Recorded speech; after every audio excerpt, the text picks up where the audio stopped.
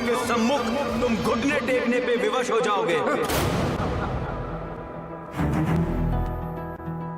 तुम्हारा अहंकार, तुम्हारी कीर्ति और तुम्हारी प्रतिष्ठा सब उन्हीं वानरों के पैरों तले कुचला जाएगा।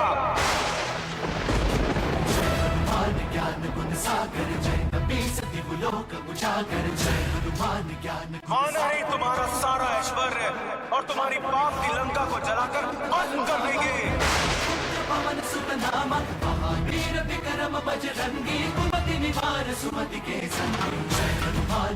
तुम्हारे राक्षस कुल का सर्वनाश और तुम्हारी मृत्यु का प्रमुख साधन होंगे ये वानर।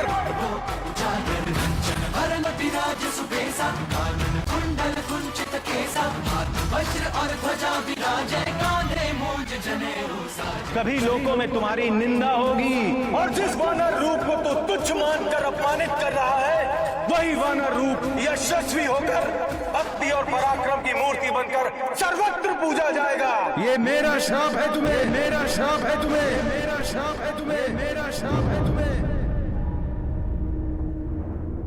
कभी लोगों में तुम्हारी निंदा होगी, और जिस वानर रूप को तू तुच्छ मानकर अपमानित कर रहा है वही वानर रूप यशस्वी होकर भक्ति और पराक्रम की मूर्ति बनकर सर्वत्र पूजा जाएगा। ये मेरा श्राप है तुम्हें, मेरा श्राप है तुम्हें।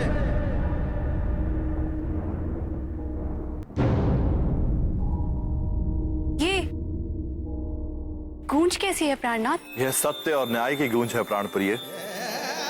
हमारे सर्व समर्थ भक्त नंदी ने एक अशिष्ट को उचित दंड दिया।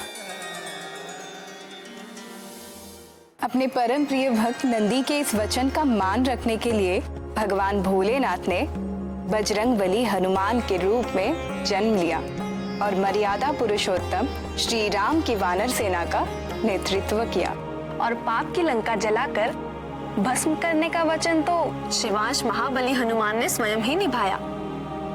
इस प्रसंग में एक और ध्यान देने योग्य बात है। वो क्या हृदयनाथ?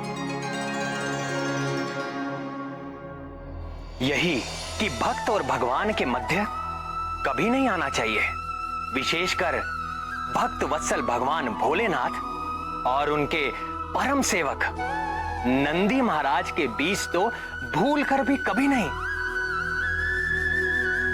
नंदीश्वर वृषभ रूप में भगवान महादेव के साथ शोभायमान है। जिस प्रकार गौ माता पृथ्वी का प्रतीक है, उसी प्रकार वृषभ रूप नंदी धर्म का प्रतीक है। भगवान भोलेनाथ सदैव धर्म के साथ हैं और धर्म निरंतर भगवान भोलेनाथ की सेवा में रहता है। इनके बीच में पड़ने का अर्थ है भगवान महेश्वर से होकर जो सनातन धर्म की धारा बहती है उसमें बाधा डालना। नंदी से ऐसा भयंकर शाप मिल जाने से तो रावण बहुत भयभीत हो गया होगा। भयभीत हो जाता तो कदाचित उसके कुछ पाप धुल जाते। उद्दंड रावण की बुद्धि को तो अहंकार और क्रोध का घुन लग गया था। अरे मूर्ख, तू ना आलसी बैल बन सका ना विधिवत वानर।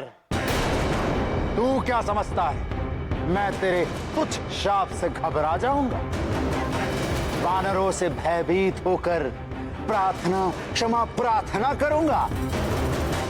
तूने अभी मेरी शक्ति देखी नहीं है, परंतु तुझ पर बल का प्रयोग करके मैं अपनी शक्ति को व्यर्थ नहीं करना चाहूंगा। तेरा अस्तित्व तो वैसे भी तुच्छ और नगण्य है, पर अब मैं उसे अर्थहीन बना दूंगा। तो यहीं खड़ा रह और देख, मैं तेरे सामने से ही संपूर्ण कैलाश पर्वत को यहां से उखाड़ कर अपनी राजधानी लंका ले जाऊंगा।